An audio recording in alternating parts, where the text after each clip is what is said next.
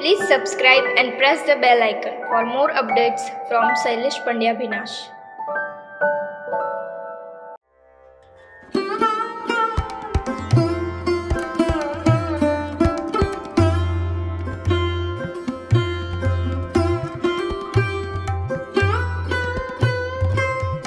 નમસ્કાર દર્શક મિત્રો, શૈલેષ પંડ્યા ભીનાશ અને શ્રી ગણેશ કોમ્યુનિકેશનના સંયુક્ત ઉપક્રમે આપણે સ્વર્ગસ્થ રાવજી પટેલ સાહેબની નવલકથા અશ્રુઘરને માણી રહ્યા છીએ. રાવજી પટેલ સાહેબ આ મેં પહેલી વાર બોલ્યો છું. મને રાવજી થોડાક મારાથી દૂર જતા લાગે. રાવજી પટેલ એટલે પોતાનું કોઈકને આપણે જેમ એ જ વાત છે. રાવજી અત્યારે પણ સૌના માટે રાવજી રહ્યા છે. રાવજી પટેલને સાદર વંદન કરવા છે. અને અશ્રુઘરનું ચોથું પ્રકરણ મારે વાંચવું છે વાચિકમના માધ્યમથી આપ માટે. સત્ય પ્રકરણ 4. સત્ય તડકામાં લટાડતો સર્વદમનને જોતો હતો. એના પગમાં આજે તોફાન નહોતું. સૂકા ઘાસમાં તે ચૂપ થઈને ચોમેર જોયા કરતું હતું. બસ સ્ટેન્ડ તરફથી તિવારી આવ્યો. કૈસે હો સત્યભાઈ? ઉત્તર ન મળતા તે પાછો આવ્યો. સત્યની આગળ જઈ ક્યું ઉદાસ લગતે હો? ઠીક હું તિવારી ભૈયા. સત્ય ગલુડિયા તરફ વળ્યો. અરે ये गलूड़िया का पाँव मुझसे दब गया रात को, बेचारा सारी रात रोया है. તિવારીએ વાંકા વળી અને સ્પર્શ કર્યો. આવું કરતું તે બેઠું થતું દોડી ગયું. સત્ય એને લંગડાતું ક્યાંય સુધી આઘું જતું જોઈ રહ્યું. આજનું વાતાવરણ સત્યને અવસાદમય લાગતું હતું. આંબા નીચે આજે જ એને બેસવાનો અણગમો થઈ આવ્યો. લલિતા સર્વદમનને લેવા જતી હતી. બોલાવી તોય ન આવી. નંબર 7 વલુડતો સડક પર જઈ ઊભો રહ્યો. ડૉક્ટરે 2-4 દિવસ પછી ઘેર જવાની રજા આપી, એટલે આ તેમાં નહીં થતું હોય. હોતું હશે એવું. ઘેર જવાનું તો આજે હોય તો એ સાંજે જવાને બદલે અત્યારે જાય. કલાક બગાડે એ બીજા. નલિની આવી. જુઓ પેલો નટુ શું કરે છે? અને તે હી કરતી હસી પડી. નલિની કેમ? એ મારી મમ્મીએ મને છૂટ આપી. એ એના વાળને સૂંઘવા માંડી. શેની? ચોટલાને પીઠ પર ફંગોળીને અંગૂઠો દબાવતી કહે, પ્રેમ કરવાની વળી. ને ત્રાસી આંખોમાં કામળ લાવીને સત્ય સામે બેઠી. સરસ. પછી શું? એટલી ખબર નથી. એ પછી આમ એમ 2 હાથ ભેગા કરીને લગ્નની સંજ્ઞા બતાવી. તે પછી મને સરસ ટીનો આવશે. કમુ માસીની સુરેખાને બીજી સુવાવડ માય માતા આવી. અને આપણે તે જોજો ને જનકને હજી તમે જોયો નથી. ને આંખોમાં લીંબુ ઉછાળતી તે બગીચામાં સરકી ગઈ. સત્ય પાછો એની સગીવાલી સૃષ્ટિને વાગોળવામાં લાગી પડે. પોતાનો બાલમિત્ર હેમત પણ ન આવ્યો. મા બાપ તો દેખાતા જ નથી. અલ્યા ભાઈ, પૈસા કોણ માગે છે તમારી પાસે? કેવળ લાગણી આપો. બીજાની મને કશી અપેક્ષા નથી. જીવવા માટે મનુષ્યની લાગણી મળે એટલે બસ. 3 માસ થયા. ના, 3જો જાય છે. પ્રોફેસર મેયો સેનેટોરિયમનું ખર્ચ મોકલાવે જાય છે. ગઈ અઠવાડિયે મની ઓર્ડર આવ્યો. પાછા પૂછાવે છે, કોઈ વસ્તુની જરૂર પડે તો જણાવજે. મારે માં જોઈએ છે, બાપુજી જોઈએ છે. હાસ્તો માતા પિતા વસ્તુ બની ગયા છે. એમનો શું વાંક છે? નથી પેલી કહેવત, વસુ વિના નર પશુ. પશુ એટલે પશુ. પશુઓને પણ લાગણી હોય છે. કંઈ નહીં, અહમ બ્રહ્મ અહમ સત્ય. પણ તોય માણસને માણસ જોઈએ એટલે જોઈએ. નલિની આવી. તમારા વિવાહ થયા છે? સત્ય એના પ્રશ્નને વિસરાવવા સામો પ્રશ્ન પૂછે છે. તને ગાતા આવડે છે? ત્યારે નહીં. ને એણે જૂનું તો થયું દેવળ, જૂનું તો થયુંનો રાગડો તાણવા આરંભ્યો. બસ નલિની, નહીં તો તારો જનક દોડી આવશે. સત્ય હાથ જોડ્યા. સત્યભાઈ અદ્દલ તમારા જેવું એ કરતો. મેં એને કિસ પણ કરેલી. સત્ય એને બોલતી જ રહેવા દઈ ત્યાંથી વોર્ડમાં આવ્યો. એના ખાટલા પર આઉટસાઇડર પડી હતી. ડૉક્ટર મૂકી ગયા હતા એમ લલિતાએ કહ્યું. સત્યએ તે લીધી. નવલકથાનો પ્રારંભ હતો. Mother diet.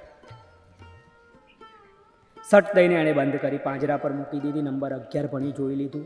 એની આંખો એકી ટસે જોતી હતી, કશુંક તાકતી હતી. સત્યે નજર વાળી લીધી. જન્નું લહેરથી મગજનું ચકદું ખાતો હતો. લલિતા વાંકતી હતી.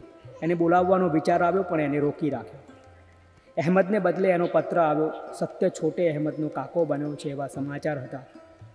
ઘરડી નર્સે પેંડા માગ્યા. મિત્રને ઘેર છોકરું આવ્યું એટલે પોતાને ઘેર જ આવ્યું ગણાય એમ ઘરડી નર્સ કહેતી હતી. એ ક્રિશ્ચન હતી. ભૂરીને ગલુડિયા આવ્યા ત્યારે પણ સત્યએ એક શેર પેંડા વેચ્યા હતા. નર્સે પૂછેલું, તને કયું ગમે છે સત્ય?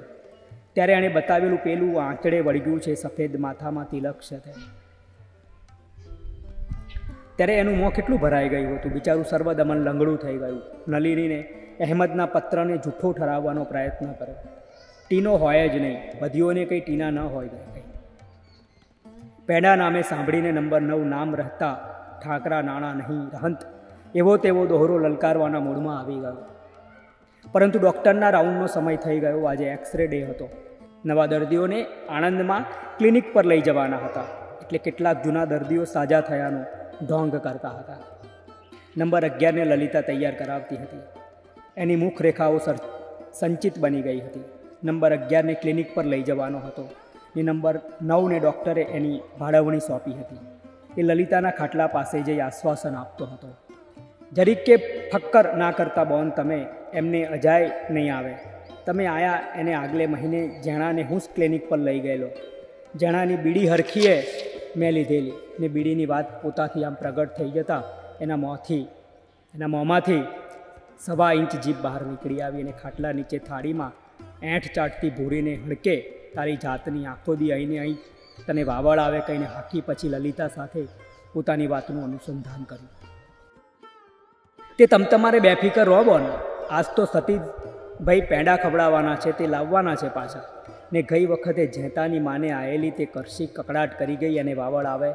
અહીં ટીબલામાં હપડાયા છીએ અને એને કંકુની ડાબલી જોવે છે. મેં કહ્યું, હવે તો જેતોને 10મું ઉતરીને 11મું બેહે છે. તને ચાંદલા ચોપાડવાના છે ને ભસકા થાય છે તો કે હજી તો કુંવારસી હોય એવું લાગે છે. સતીનભાઈને પૂછો જોઈએ, હે સતીભાઈ, જેતાની માતા કંઈ કુંવારસી લાગે છે? ને નંબર 9 હસી પડ્યો. સત્યને મશ્કરી કરવાનું મન થઈ ગયું. ગોબર કાકા એ તો હજી ઘોડિયામાં ઝૂલે છે, પણ તમે કોની પાછળ પડ્યા છો? ગનુડી કોણ છે? જાઓ મારા ભાઈ, ના હેના મશ્કરીનો શેના કરો છો? ને બંડીઓની દોરીઓ બાંધતા એ આગા પાછા થઈ ગયા. થોડી વાર પછી આવીને સત્યને કહે, હે સતીભાઈ, ને તમે કેમ કરીને જાણ્યું પેલું? ત્યારે લલિતા એના મોં પર નક્ષત્રની ઝૂલવતી હતી. સત્ય એને ન કળી શક્યો. લલિતાબેન, ખુશમાં છો આજે? તમારે એમને ઈશ્વર જલ્દી સાજા કરે. સત્ય લલિતા સાથે વાત કરવા માંડ્યો. જોઈને નંબર 9 ગૂંચવાયો. જેતાની માએ સતીભાઈને કદાચ કહી દીધું હશે. એમ્બ્યુલન્સ દર્દીઓને ક્લિનિક પર લઈ ગઈ એટલે સત્ય આંબા નીચે આવી બેઠો. ભૂરીએ ફાડી નાખ્યું હતું તે શર્ટ સાંધતો હતો. નવું ખમીસ ધોયું હતું એટલે ઉઘાડે દિલે એ સુંદર લાગ્યો. લલિતાને થયું પૌરાણિક પાત્રો માત્ર ધોતિયાભેર રહેતા. રામનો ફોટોગ્રાફ એણે જોયો ત્યારે રામ એને સ્વરૂપવાન લાગેલા. શર્ટ સાંધવાનું કામ અરસિત તો ખરું જ, પણ શું થાય? બબલભાઈ કહેતા હતા ગાંધીજી એમની પોતળી સ્વયં સાંધી લેતા. આમ જ પોતે મામીને ઘેર એક દિવસ બેઠેલો પ્રોફેસર મેયો પોતાને મળવા આવી ચડેલા. ત્યારે પોતાનું ઉઘાડું ડીલ જોઈને તેમણે કહ્યું હતું, કેમ આ રીતે બેઠો છે? સર, આ મારા મામાનો ફ્લેટ કહીને પોતે એમને રૂમમાં ફેરવી આવેલો. પણ એ ડ્રોઈંગ રૂમમાં પોતાની જગ્યા લેતા પાછો એ જ પ્રશ્ન ઉચ્ચારી રહ્યા, તે શર્ટ પહેર્યું નથી? એ તો કહ્યું જ નહીં, શરીર ગંદુ લાગે છે. સર, હમણાં જ સ્નાન કર્યું છે. તોય શું શરીર ઢાંકવા મનુષ્યોએ વસ્ત્ર નિર્માણ કંઈ અમથું નથી કર્યું?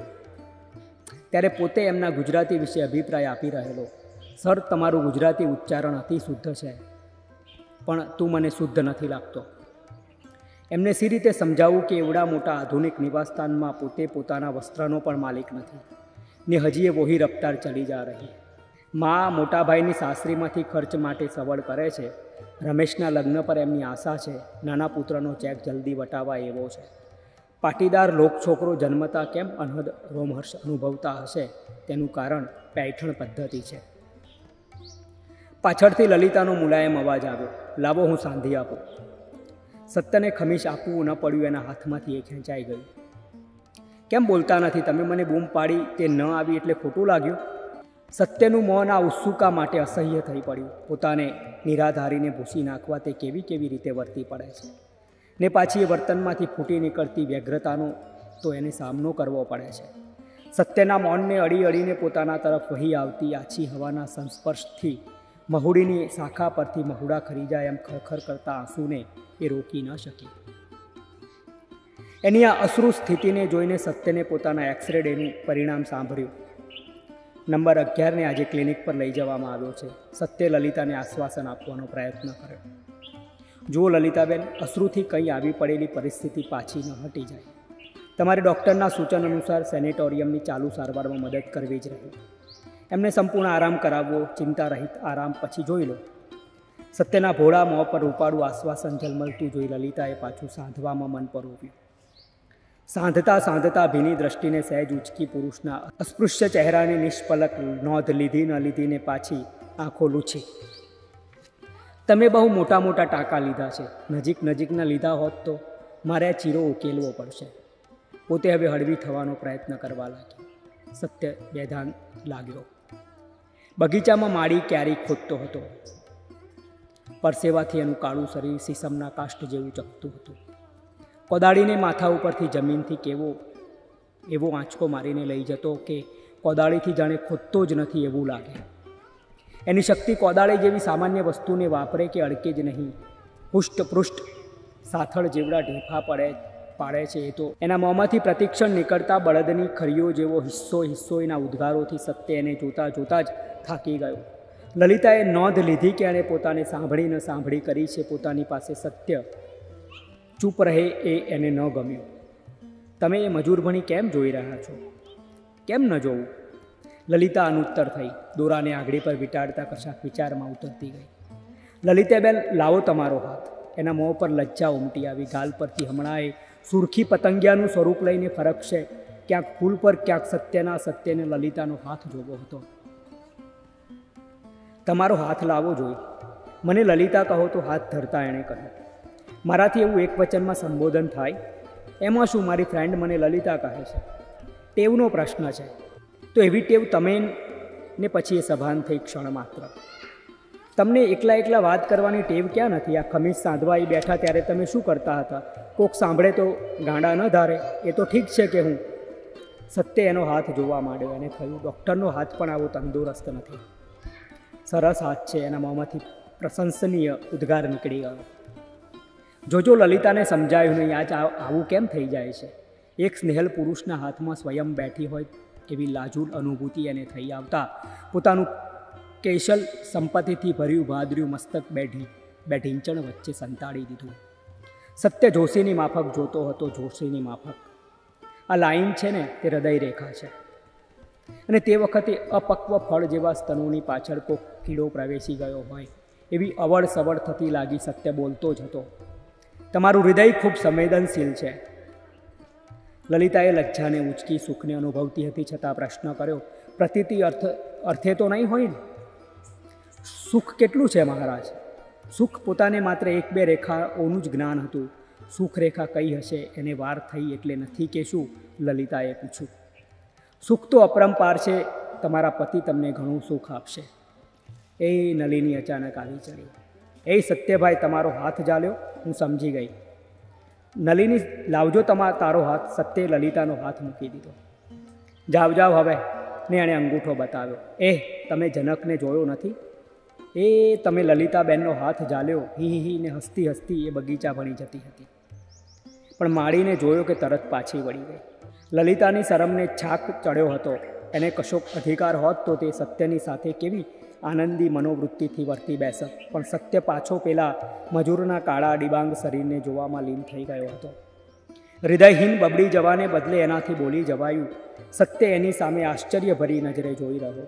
એ કંઈ સમજે કે બોલે તે પહેલાં તો લલિતા ત્યાંથી જતી રહી હતી. સર્વદમન વાડ તરફ કૂદતી જતી દેડકી પાછળ ભસતું દોડતું હતું. આ લાઈન છે ને તે હૃદય રેખા છે. આ પ્રકરણનું એક અદ્ભુત સંવાદ. આ લાઈન છે ને તે હૃદય રેખા છે. દર્શક મિત્રો, આપણે પ્રકરણ 4ની વાત અહીં પૂરી કરીએ છીએ. મળેલા જીવ પછી અશ્રુઘર નવલકથા આપણે વાંચી રહ્યા છીએ.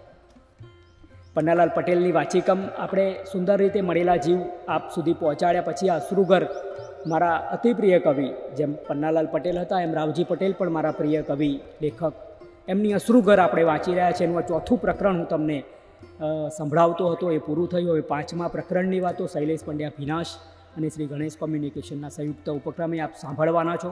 5મા પ્રકરણની વાતો આ વાતો અહીં અટકાવીએ છીએ. ગમતાનો ગુલાલ કરીએ છીએ. જય કવિતા.